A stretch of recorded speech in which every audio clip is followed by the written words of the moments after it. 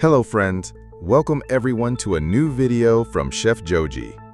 Today's video is about a curry made with red belly fish, a type of fish that is usually raised in ponds. I've already cut and cleaned the red belly fish thoroughly. Since it's a pond-raised fish, I've washed it using lemon water to reduce the muddy smell, which helps if the fish has any strong earthy odor. I'm making this curry using a bit of coconut milk. I've taken both the first and second extracts of milk from half a coconut. I've placed a clay pot on the stove. When it gets hot, I'm adding 2 tablespoons of coconut oil. Once the oil is hot, add 1 teaspoon of mustard seeds and let them splutter. Then add 2 sprigs of curry leaves, 3 green chilies slit lengthwise, 1 teaspoon of finely chopped ginger, and 1 teaspoon of thinly sliced garlic. Mix well. Once it starts to wilt, add 8 small shallots, finely chopped, and mix again. Roast the shallots well until they become soft and slightly golden in color. Now it's time to add spice powders. 2 teaspoons of spicy chili powder, 2 teaspoons of mild chili powder, 1.5 teaspoons of coriander powder, and half a teaspoon of turmeric powder. Mix well and roast the masala until the raw smell goes away. Add a little hot water and mix again. Roast the masala well until it becomes rich and aromatic. This roasting helps remove the rawness of the powders and brings out the flavor. Add some more hot water and mix thoroughly. Now add 2 small chopped tomatoes and 3 pieces of soaked Malabar tamarind. Add salt to taste and mix again. Now pour in the second extract of coconut milk and mix everything well.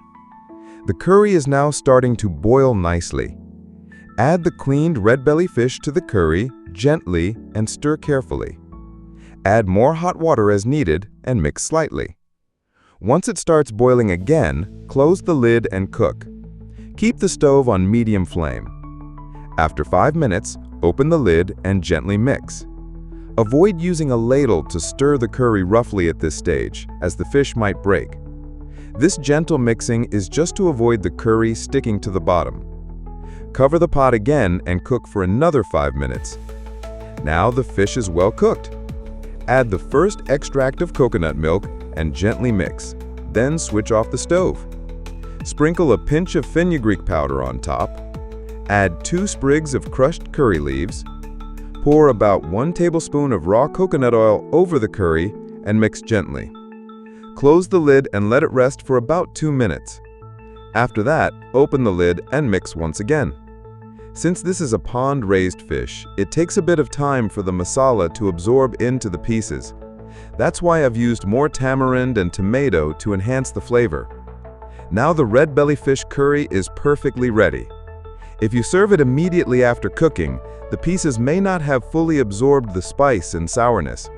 Since this is pond-raised fish, it needs more time to soak up all the flavors. It's best to rest this curry for at least 2 hours before serving. I hope you all liked this video. If you did, don't forget to like, comment, and share. If this is your first time watching the channel, please don't forget to subscribe and follow the page.